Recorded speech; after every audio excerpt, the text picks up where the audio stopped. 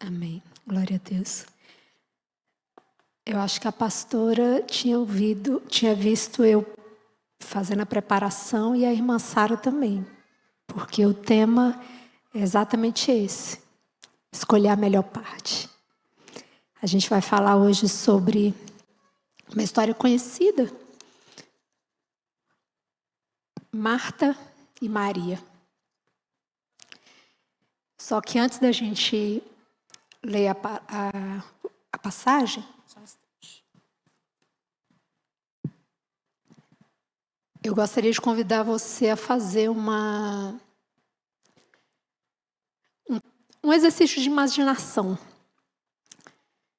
Vamos imaginar que você é Marta ou Maria. Só que a gente vai mudar o nome porque Marta e Maria já criou um certo preconceito na nossa cabeça.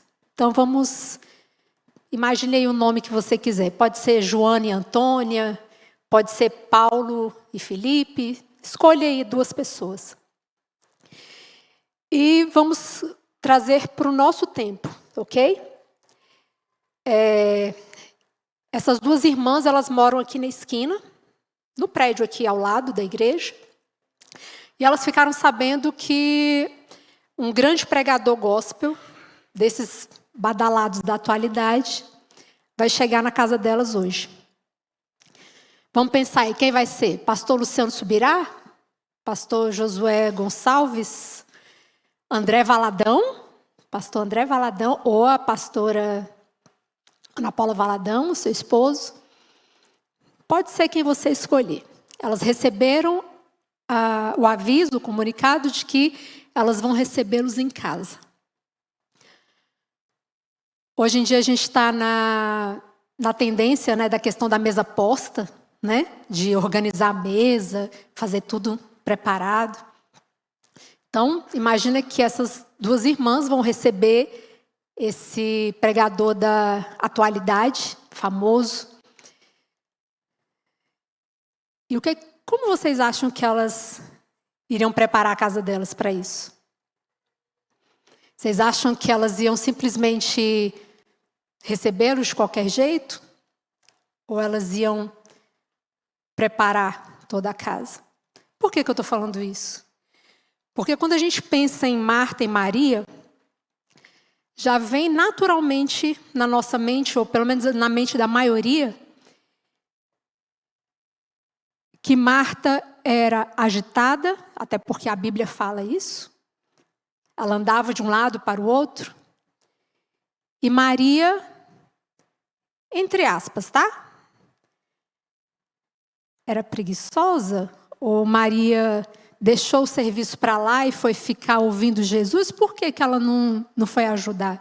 Então, assim, são perguntas para a gente pensar, para a gente refletir. E a gente vai pensar a respeito disso nessa noite. Vamos refletir a respeito dessa imagem. Vamos criar essa história. Vamos imaginar essa história na nossa mente. E vamos aprender 4 princípios, 4 conselhos, 4 orientações com essa experiência de Marta e Maria. Antes da gente ler a passagem, vamos abaixar as nossas cabeças e vamos orar novamente. Senhor Jesus, louvado seja o teu santo e bendito nome nessa noite. Louvada seja a tua presença aqui no nosso meio. Sabemos que quando nós chegamos, o Senhor aqui já estava. E nós pedimos, Pai amado, que o Senhor venha falar conosco.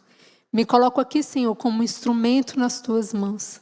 Não quero falar o que é da minha vontade, mas eu quero que o Senhor me use. Eu peço, eu clamo para que o Senhor me use e fale através de mim aquilo que o teu povo precisa ouvir. Porque tu ensinas a mim primeiro para que eu possa passar ao teu povo, Senhor. Então, que a palavra que flua dos meus lábios nessa noite seja para glorificar o teu nome, porque toda a honra e toda a glória são dadas sempre a ti. Amém. Vamos abrir as nossas Bíblias em Lucas, capítulo 10, versículos 38 a 42. Lucas 10, 38 a 42. Bíblia que eu estou lendo é a Revista Atualizada, então pode ser que os irmãos tenham tenham uma leitura um pouco diferente. Lucas 10, 38 a 42. Indo eles de caminho, entrou Jesus num povoado, e certa mulher, chamada Marta, hospedou-o na sua casa. Tinha ela uma irmã, chamada Maria, e esta quedava-se assentada aos pés do Senhor, a ouvir-lhe os ensinamentos. Marta agitava-se de um lado para o outro, ocupada em muitos serviços. Então se aproximou de Jesus e disse: Senhor, não te importas de que minha irmã tenha deixado que eu fique a servir sozinha? Ordena-lhe, pois, que venha ajudar-me. Respondeu-lhe o Senhor: Marta, Marta, andas inquieta e te preocupas com muitas coisas. Entretanto, pouco é necessário, ou mesmo uma só coisa. Maria, pois, escolheu a boa parte, e esta não lhe será tirada. Então, a primeira coisa que a gente vai começar vai ser do final para o início da leitura. Maria escolheu a boa parte. Então, qual o primeiro ensinamento que a gente tem nessa passagem?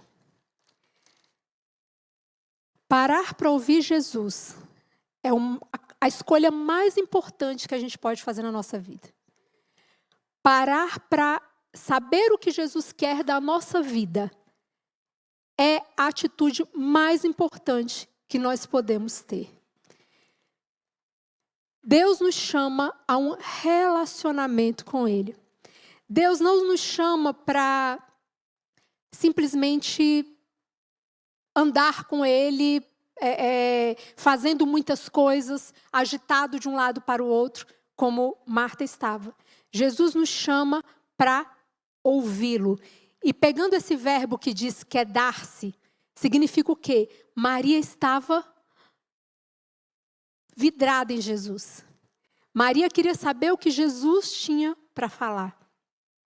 Então, o primeiro ponto que eu queria que a gente refletisse nessa noite é a respeito de parar para ouvir Jesus. Porque isso é o mais importante. Se você não souber fazer mais nada em relação à fé cristã, em relação à sua vida com Deus, pare e ouça o que Jesus quer falar. Valéria, mas como é que eu paro para ouvir? É parar mesmo, gente. É tirar tempo. Sabe aquele exemplo do secreto, do quarto, que você entra no seu quarto, tranca a porta, ou no banheiro que seja, ou em algum lugar onde você possa ter um tempo com Deus. Então, o mais importante na nossa vida com Deus não é estar aqui no altar, não é estar cantando, não é estar participando do louvor, não é estar... Isso é importante? Sim, é importante também, com certeza. Mas o mais importante é o quê? É quedar-se diante de Jesus e falar: Senhor, fala, porque eu estou aqui e eu quero ouvir. Isso não acontece da noite para o dia, não, gente. Isso requer tempo. Como é que eu sei que Jesus está falando? É com relacionamento, é com experiência, é com esforço, é com dedicação, é estar disponível dia após dia após dia. Mas quando é que Jesus vai falar? Não sei, quando Ele quiser. E como é que Ele fala e eu vou saber que Ele está falando? Você vai saber. Quando Ele falar, você vai saber que é Ele que está falando, porque Ele fala de um jeito que a gente tem certeza que é Ele. Mas a gente só vai saber ter esse discernimento se a gente treinar os nossos ouvidos e o nosso coração a ter sensibilidade para ouvir o que Deus tem para falar. E não é na correria do dia a dia, não é na agitação do dia a dia que a gente vai conseguir fazer esse treinamento. De fato, a gente precisa parar. Eu falo por mim, eu falo alto para eu escutar.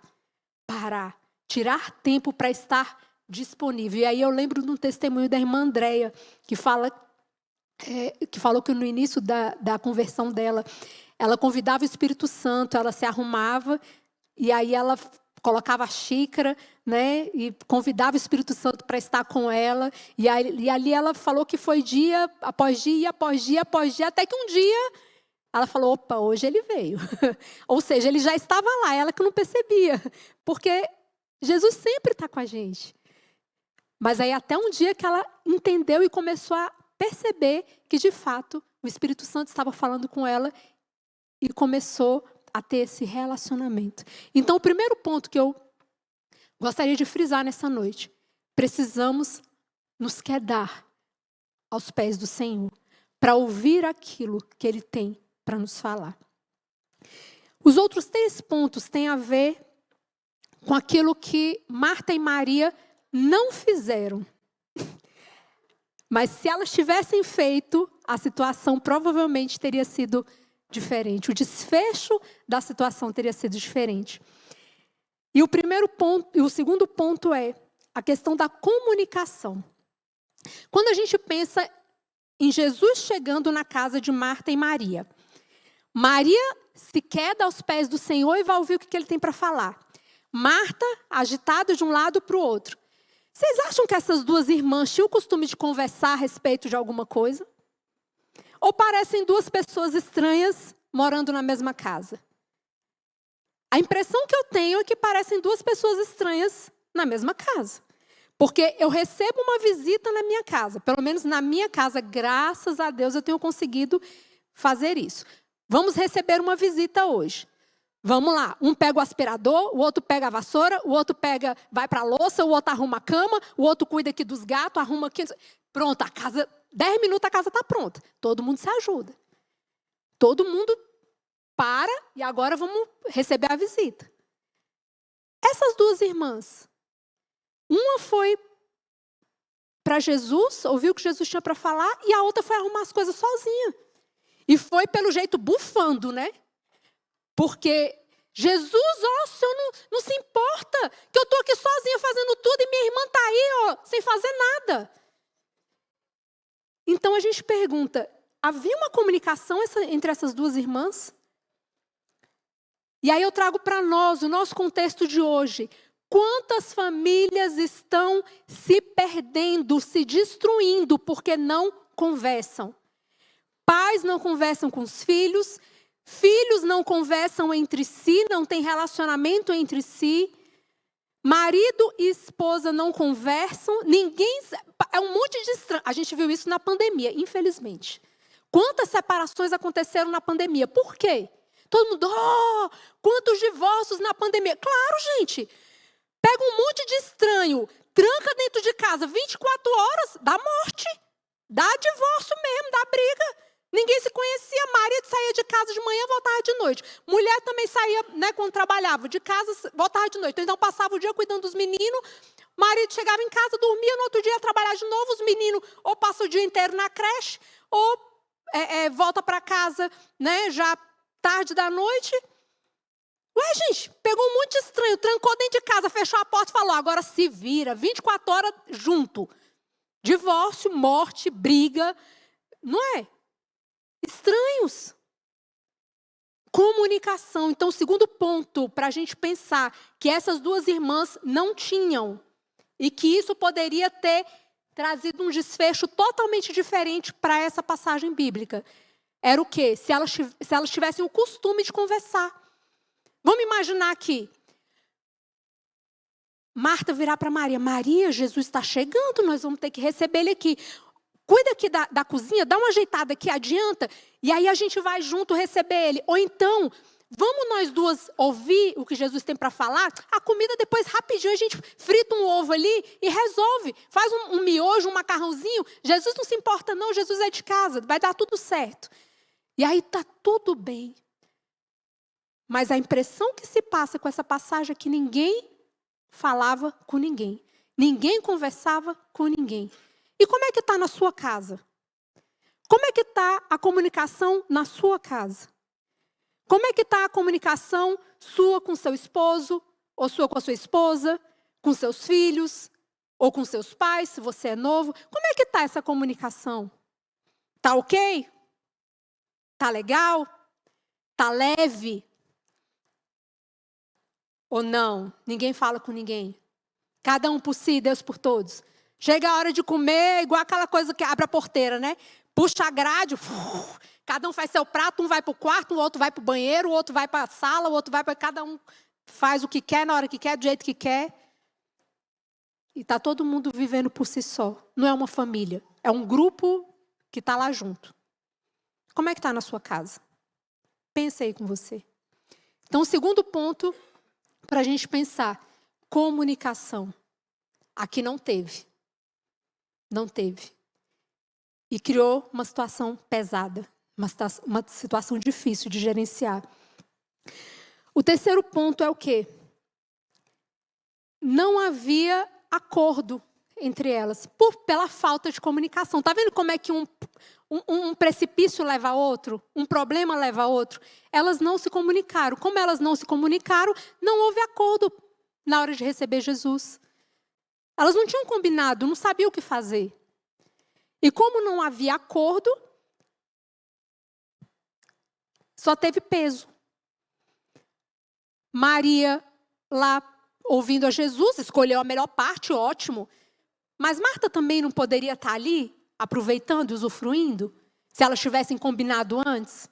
Se elas tivessem acordado antes? E aí eu trago para nós, como é que está na sua casa? Como é que está na minha casa? Como é que estão os acordos familiares? E não é só em casa não, no trabalho também. Tem um ditado que diz assim, que o acordado ou o combinado não sai caro. Então, quando a gente sabe claramente o que é para ser feito, aquilo que é para ser feito vai ser feito de forma mais leve e de forma mais completa, de forma mais eficiente. Mas para isso, uma coisa leva a outra. A comunicação precisa ser clara. As pessoas precisam saber o que é para ser feito. E quando as pessoas sabem o que é para ser feito, elas, com a consciência do que é para ser feito, elas vão ou não fazer, mas elas estão avisadas. E aí a gente, por exemplo, como pais, se eu avisei para o meu filho o que era para ser feito e falei isso de forma clara, quando eu for cobrar, eu tenho uma base para cobrar.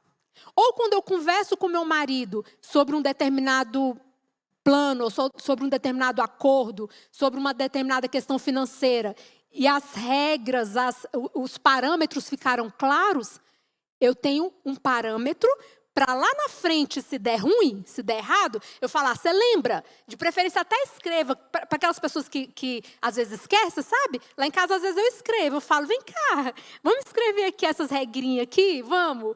Pois é, agora leu, entendeu? Beleza. Lá na frente, quando der errado, você lembra esse papel aqui? Ó, teve uma vez até que a gente assinou. Colocou lá, assinando aquilo que, com os meninos, né? Aquilo que a gente havia acordado. Para quê? Você está ciente?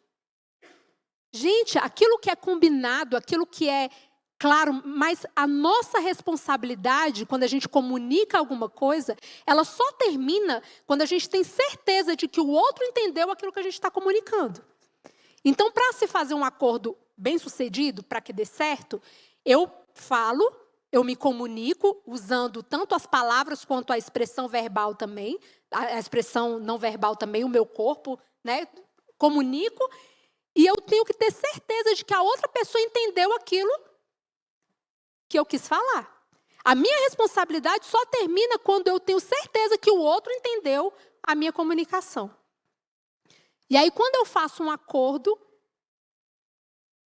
com regras claras, com parâmetros claros, e eu tenho certeza que o outro entendeu aquilo que eu quis comunicar, aí sim, eu posso, lá na frente, lembrar, falar, fulano, você lembra que a gente fez um acordo?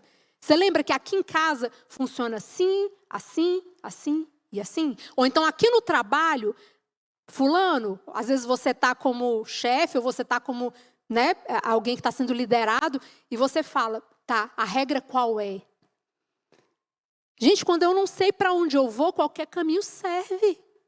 Quando eu não sei qual é a regra, quando eu não sei qual é o parâmetro, eu vou fazer de qualquer jeito. Agora, quando eu tenho uma linha para seguir, quando eu tenho uma direção a seguir, Isso me dá segurança. Isso para filhos é importantíssimo. Os filhos precisam saber até onde eles podem ir. Não tem criança que testa os limites da gente? Parece que eles têm prazer, né, em ficar empurrando o limite para ver até onde a gente vai. Isso é natural, isso é do ser humano. Por quê? Porque limites dão segurança. Se eu sei até onde eu posso ir, eu só passo do limite se eu quiser. Mas eu sei onde está a minha segurança. Então, esse terceiro ponto é muito importante, que é o quê? As regras precisam ser claras. E eu preciso saber até onde eu vou. E isso precisa ser comunicado, que foi o nosso segundo ponto. Então, vamos lá para o início. Primeiro é o quê? Ouvir a Deus.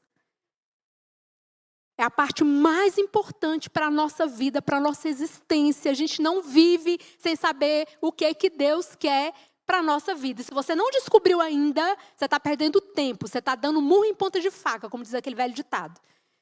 Sua vida vai evoluir muito mais se você descobrir o que Deus quer que você faça. Então, o primeiro ponto é parar para ouvir o que Deus quer que você faça. Parar para ter relacionamento com Deus, com o Espírito Santo. Segundo ponto, ter uma comunicação assertiva. Saber se comunicar em qualquer ambiente, seja na sua casa, seja no seu trabalho, seja na igreja. Ah, mas eu tenho vergonha de falar. Os tímidos, a Bíblia fala que os tímidos não são bem vistos por Deus. A gente precisa se comunicar, a gente precisa falar, a gente precisa interagir com as outras pessoas. Porque do mesmo jeito que as pessoas nos ferem, as pessoas também nos curam. A gente é curado, a gente é ferido por pessoas, mas a gente também é curado por pessoas. Então, precisamos aprender a interagir. Terceiro ponto, precisamos ter acordos claros. Precisamos fazer combinados claros em qualquer ambiente onde a gente estiver, para que as pessoas possam viver de forma leve, de forma pacífica. Casa que não tem regra, não tem orientação, vira uma bagunça. Empresa que não tem regra, não tem orientação, não tem propósitos, valores, visão, vira uma bagunça. Se você não sabe para onde você vai se perder. Se a sua família não sabe para onde está indo, a sua família vai se perder. Nós precisamos saber com clareza para onde nós vamos. E o último ponto, precisamos cumprir os acordos que a gente faz. Tudo encadeado. Se você fez um acordo, se você estabeleceu um relacionamento com alguém, a começar com Deus, acima de tudo, você precisa cumprir aquilo que foi determinado. Começando com Deus, onde é que estão as regras que a gente precisa seguir com Deus? Está aqui. E a gente vai ler algumas passagens. Primeiro, Mateus 11, 28 a 30. Mateus 11, 28 a 30. Olha, palavras de Jesus para nós, tá? É um acordo que Jesus fez para nós e Ele está nos convidando para isso. Vinde a mim, todos os que estáis cansados e sobrecarregados, e eu vos aliviarei. Olha o que Jesus está prometendo para a gente. Se a gente for até Ele com o nosso cansaço, com o nosso peso, com os nossos desafios, Ele nos aliviará. Tomai sobre vós o meu jugo e aprendei de mim, porque sou manso e humilde de coração, e achareis descanso para a vossa alma, porque o meu jugo é suave e o meu fardo é leve. Então, você quer a sua vida leve? Vá para os pés de Jesus. Vá, é a primeira coisa, vá para os pés de Jesus. E aí vamos lá para Romanos 12, 1 e 2. Rogo-vos, pois, irmãos, pelas misericórdias de Deus, que apresenteis o vosso corpo por sacrifício, gravem essa palavra, sacrifício vivo, vivo, santo e agradável a Deus, que é o vosso culto racional. Grave essa palavra, essa expressão, culto racional. E não vos conformeis com este século, mas transformai-vos pela renovação da vossa mente, para que experimenteis qual seja a boa, perfeita e agradável vontade de Deus. Ou seja, Paulo nos fala que a gente precisa apresentar o nosso corpo por sacrifícios. Gente, a vida com Deus, a vida nesse mundo não é fácil. Não é fácil, como eu falei, se você não sabe para onde você está indo, se você não tem critérios, se você não tem parâmetros, se você não estabeleceu regras para a sua vida e você não segue essas regras, você não vai chegar a lugar nenhum. Não vai. E aí você vai ficar de um lado para o outro, como Marta. Zanzando, agitada. O que eu estou fazendo? Sem saber para onde ir. Então, a nossa vida precisa ser um culto racional. O que é um culto racional? Você sabe a razão da sua fé. Você sabe a razão de para onde você está indo. Você sabe o porquê que você está fazendo as coisas. Você sabe a direção que você está seguindo. Isso de forma clara na sua mente. Ah, mas isso é muito difícil. Quem disse que viver é fácil, gente? Quem disse? É difícil. É difícil viver. É um leão todo dia. A gente mata um e amarra o outro para o dia seguinte. É assim que funciona. A vida com Cristo é assim. E a vida sem Ele é pior ainda. Porque a vida com Cristo, você vai ter a ajuda dele para matar o leão e para segurar o leão. Sem Cristo, você está sozinho. Você vai matar o leão sozinho. Eu não sei, eu costumo falar que eu não sei como quem diz que não acredita em Deus vive. Porque eu, com Deus na minha vida, assim, desde que eu me entendo por gente, tendo a fé em Cristo, muitas vezes eu me sinto, sabe, sem rumo. Quantas vezes na minha vida eu já me senti sem rumo, mesmo estando no caminho do Senhor, na casa do Senhor, sendo ensinada no caminho do Senhor a vida toda. Então, Paulo nos exorta, é um culto racional, a gente precisa saber a razão da nossa fé e para onde que a gente está indo. E sermos transformados pela renovação da nossa mente. Se Marta e Maria tivessem sido renovadas, no sentido de ter uma comunicação, de ter um acordo, de serem irmãs que conversavam entre si, o desfecho teria sido diferente. Mas graças a Deus que nós temos esse exemplo daquilo que não se deve fazer. E hoje nós podemos fazer diferente. Porque os exemplos daquilo, a Bíblia não esconde o que está errado. Vocês já perceberam? Que a Bíblia mostra quem mentiu. A Bíblia mostra quem foi o enganador.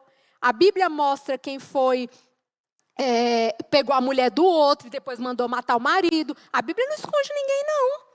A Bíblia mostra, desculpa a expressão, mostra tudinho. Não esconde nada. Para quê? Para a gente saber também aquilo que a gente não deve fazer. Para a gente saber também que o mal está aí, batendo na porta. Mas a gente precisa se fechar para o mal. A gente precisa saber para onde a gente vai. E por fim, a gente vai ler Mateus 5:37.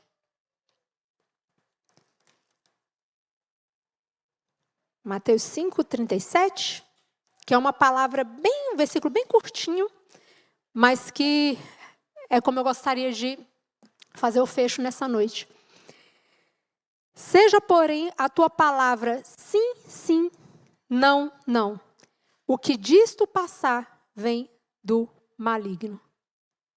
A palavra do cristão é essa. E indo para o fechamento da minha mensagem nessa noite, eu gostaria muito que nós, como cristãos, contribuíssemos com esforço para a gente resgatar a credibilidade dos crentes e dos cristãos na nossa geração. Porque, gente, o negócio está feio. Antigamente, eu lembro, criança, quando alguém falava assim... Minha mãe, às vezes, ia chamar alguém para trabalhar lá em casa. Quando falava, fulana é crente. Minha mãe pode deixar dinheiro espalhado no chão. Não pegava. Né? Era Ser crente era atestado de boa conduta. Era atestado de fidelidade, de lealdade, de verdade, de pureza. Não era, gente? Eu lembro disso. Hoje em dia, eu já ouvi muitas pessoas falando que quando alguém fala, por exemplo, vou fechar um negócio com alguém, a pessoa fala, eu sou crente. Vixe, eu ia fechar, não vou fechar mais não.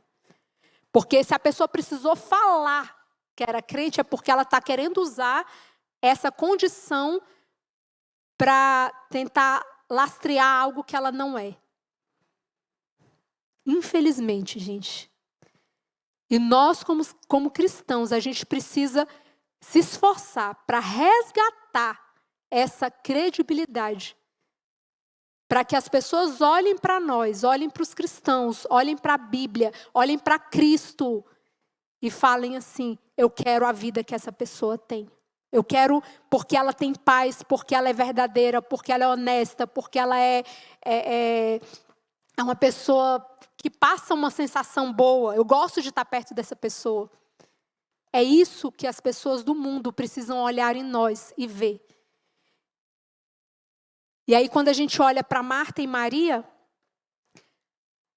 a gente pega só aquilo que é bom. Que é o quê? Marta era claramente muito trabalhadora. Só que era demais, né? Em excesso. E Maria, não consigo fazer uma análise muito profunda, mas assim, Maria estava sedenta. Ela queria ouvir. Mas nenhuma das duas estava errada. No sentido de que dava para ter trabalhado, sim. E dava para ter parado para ouvir Jesus também? Sim, as duas coisas eram boas. Dava para ter resolvido de forma leve, de forma assertiva. Então, encerrando, eu queria só nos trazer essa reflexão. Como nós estamos? Nós estamos na nossa casa, no nosso trabalho? Como está a nossa comunicação? Como está a nossa visão, clareza em relação à nossa vida, em relação ao nosso futuro, em relação ao nosso procedimento diário? Como a gente está vivendo? É essa reflexão que eu gostaria de deixar para nós nessa noite. Por quê? Porque Jesus nos chama para viver uma vida real com Ele. Uma vida de transformação, como o apóstolo Paulo falou. Onde todo dia a gente melhora um pouquinho. Onde todo dia a gente se esforça para fazer algo diferente, para viver a vida do Evangelho. Sabe? Para, de fato, essa palavra fazer sentido real, como prática. E não simplesmente um livro fechado que está lá em cima de um armário. Mas a palavra de Deus está fazendo diferença e está mudando a gente. Todo dia um pouquinho, todo dia um pouquinho, todo dia um pouquinho. Na direção do céu. Para que a gente mude. E para que as pessoas que estão à nossa volta vejam essa mudança. E também queiram essa mudança na vida deles. Amém? Vamos abaixar as nossas cabeças. Senhor Jesus, muito obrigada pela Tua palavra. Muito obrigada pelo Teu amor. Muito obrigada, Senhor Jesus, pelo Teu ensinamento. Que nos conduz, Senhor Jesus, a uma mudança de vida diária. Que nos conduz, Senhor, a uma transformação diária. Que nos conduz, Senhor, a querermos estar mais e mais próximos ao Senhor todos os dias. Em nome de Jesus, eu declaro, Pai, que todas essas pessoas que estão aqui tenham o coração voltado para Ti, Pai. Todas as pessoas que estão aqui estão sedentas, Pai amado, de ouvir mais de Ti, de estar mais ligadas a Ti, de ter um relacionamento mais profundo e mais íntimo contigo, Senhor. Eu declaro que a Tua bênção, Senhor Jesus, está sobre cada um aqui. E que todos nós teremos força, Senhor, para fazer a Tua vontade. Teremos sabedoria para conhecer e entender a Tua vontade, Senhor. E vamos aprender, a partir de agora, Senhor, a ter um relacionamento diário contigo.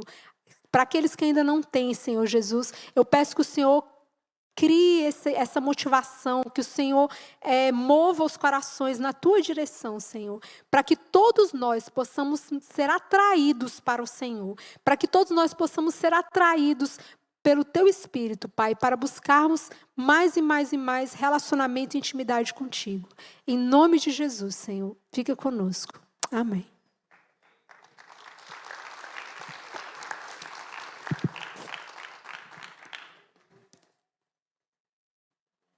Deus abençoe.